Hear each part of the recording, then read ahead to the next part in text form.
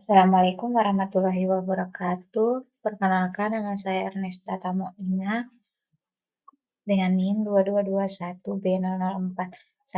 Saya dari Prodi S1 Ilmu Kesehatan Masyarakat semester 5. Di sini saya akan menjelaskan usulan penelitian saya dengan judul Persepsi dan Sikap Remaja Terhadap Penyuluhan Kesehatan Mental. Latar belakang, kesehatan mental remaja merupakan aspek penting dalam perkembangan individu karena masa remaja adalah proses transisi yang penuh perubahan emosional, sosial, dan kognitif. Dalam fase ini, remaja menghadapi banyak tekanan dari berbagai sumber seperti tuntutan akademik, hubungan sosial, dan perubahan dalam diri sendiri. Menurut National Institute of Mental Health atau NIMH tahun 2019, remaja berusia 17 hingga 18 tahun merupakan kelompok usia dengan prevalensi tertinggi masalah kesehatan mental. Di skala global, Organisasi Kesehatan Dunia atau WHO menyatakan bahwa sekitar 450 juta orang mengalami gangguan kesehatan mental, di mana 20% diantaranya terjadi pada anak-anak. Diperkirakan antara 10 hingga 20% remaja di seluruh dunia pernah mengalami masalah kesehatan jiwa. Meskipun sebagian besar kasus masih kurang terdiagnosis dan kurang mendapatkan perawatan yang memadai. Rumusan masalah yang pertama, bagaimana persepsi remaja terhadap penyuluhan kesehatan mental. Kedua, bagaimana sikap remaja dalam menanggapi penyuluhan kesehatan mental yang diberikan. Ketiga, faktor-faktor apa saja yang mempengaruhi persepsi dan sikap remaja terhadap penyuluhan kesehatan mental. Tujuan penelitian yang pertama ada tujuan umum. Tujuan umum untuk untuk mengeksplorasi persepsi dan sikap remaja terhadap penyuluhan kesehatan mental, serta memahami faktor-faktor yang mempengaruhi pandangan mereka terhadap upaya penyuluhan ini. Tujuan khusus yang pertama, mengidentifikasi persepsi remaja mengenai penyuluhan kesehatan mental dan pentingnya kesehatan mental dalam kehidupan mereka. Yang kedua, menganalisis sikap remaja dalam merespon penyuluhan kesehatan mental, termasuk keterbukaan terhadap informasi dan upaya pencarian bantuan. Yang ketiga, menggali faktor-faktor yang mempengaruhi persepsi dan sikap remaja terhadap penyuluhan kesehatan mental, seperti pengaruh keluarga, lingkungan sosial, media, serta pengalaman pribadi. Manfaat penelitian yang pertama, manfaat teoritis. Penelitian ini diharapkan dapat memperkaya kajian dalam bidang kesehatan mental, khususnya pada remaja, serta menambah literatur terkait persepsi dan sikap remaja terhadap kesehatan mental. Manfaat praktis yang pertama bagi remaja diharapkan dapat memberikan pemahaman yang lebih baik kepada remaja mengenai pentingnya kesehatan mental. Yang kedua, bagi pemerintah dan pembuat kebijakan, diharapkan dapat memberikan wawasan bagi pemerintah dan lembaga terkait dalam menyusun kebijakan yang lebih mendukung kesehatan mental remaja. Yang ketiga, bagi lembaga pendidikan, diharapkan dapat bermanfaat bagi sekolah-sekolah dan institusi pendidikan lainnya dalam menyediakan program atau kegiatan yang mendukung kesehatan mental siswa. Yang keempat, bagi keluarga dan masyarakat, diharapkan dapat memberikan wawasan bagi orang tua dan masyarakat luas mengenai peran penting mereka dalam mendukung kesehatan mental remaja. Yang kelima, bagi peneliti, diharapkan dapat menambah pengetahuan dan wawasan peneliti tentang kesehatan mental pada remaja. Kajian teori. DR Kartini menyatakan bahwa kesehatan mental yang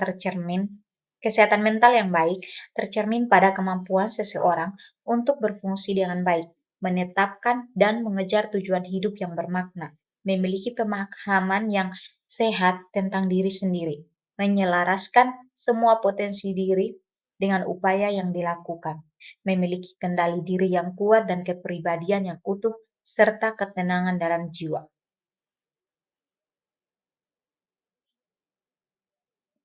Faktor risiko kesehatan mental pada remaja yang pertama, lingkungan sekolah. Bullying di sekolah sering berpotensi menyebabkan depresi dan kecemasan, dukungan sosial yang minim dari teman sebaya, di mana remaja yang kurang dukungan lebih rentan merasa terisolasi, serta tekanan akademik yang tinggi, terutama bagi siswa dengan prestasi akademik yang rendah atau memiliki kesulitan belajar. Faktor lingkungan keluarga yang pertama, kondisi ekonomi yang rendah yang menyebabkan ketidakstabilan emosional akibat kebutuhan dasar yang tidak terpenuhi. Yang kedua, hubungan keluarga yang tidak harmonis, seperti adanya konflik antara orang tua atau kurangnya perhatian yang meningkatkan risiko kecemasan dan stres. Yang ketiga, kurangnya dukungan dalam keluarga dalam menghadapi masalah sehari-hari yang membuat remaja lebih rentan terhadap masalah emosional. Metode penelitian yang pertama, jenis penelitian. Penelitian ini menggunakan pendekatan kualitatif untuk menggali secara mendalam persepsi dan sikap remaja terhadap kesehatan mental dan dengan pendekatan fenomenologi. Lokasi penelitian. Penelitian akan dilakukan di lingkungan sekolah menengah atas yang telah dipilih secara purposif berdasarkan keterlibatan mereka dalam program kesehatan mental atau penyuluhan terkait isu psikologis.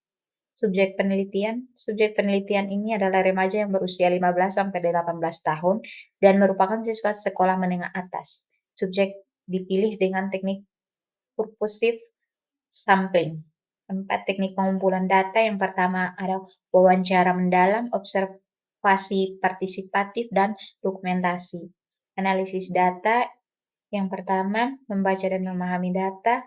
Yang kedua, data dikodekan untuk mengidentifikasi tema-tema utama yang muncul seperti persepsi remaja, faktor lingkungan, atau pengalaman pribadi. Yang ketiga, penyusunan tema. Empat, peneliti menginterpretasikan temuan untuk menjawab pertanyaan penelitian dengan menghubungkannya pada kerangka konseptual dan literatur terkait. 6. Teknik pengumpulan data. Yang pertama, ada wawancara mendalam, observasi partisipatif, dokumentasi. Yang ketujuh, keabsahan data. Yang pertama, ada triangulasi data. Data dikonfirmasi dari berbagai sumber atau wawancara, observasi, dan dokumentasi untuk meningkatkan validitas. Yang kedua, member checking atau partisipan diberikan kesempatan untuk memverifikasi hasil wawancara dan memastikan interpretasi data sesuai dengan pandangan mereka. Yang ketiga, audit trail. Peneliti dapat mencatat setiap langkah proses penelitian untuk memberikan transparansi dan memastikan dapat direplikasi.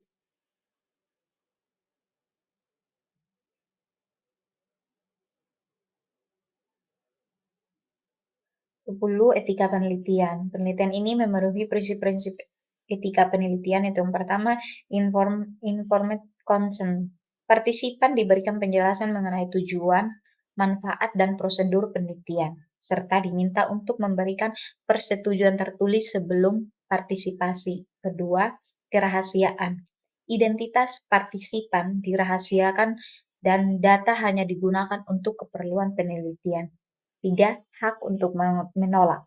Partisipan diberikan kebebasan untuk menolak atau mengundurkan diri dari penelitian tanpa konsekuensi apapun. Sekian presentasi dari saya. Wassalamualaikum warahmatullahi wabarakatuh.